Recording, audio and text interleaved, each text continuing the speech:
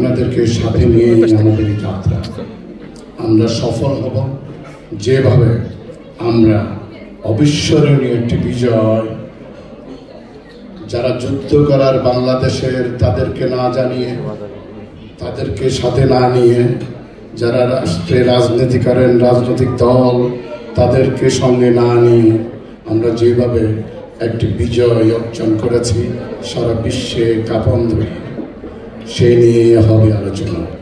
এখন এই মুহূর্তে আপনাদের এই অংশগ্রহণ, একত্রতা আর উপস্থিতি, একে আমি স্বাগত জানিয়ে আপাতত আমি বিদায় নিচ্ছি।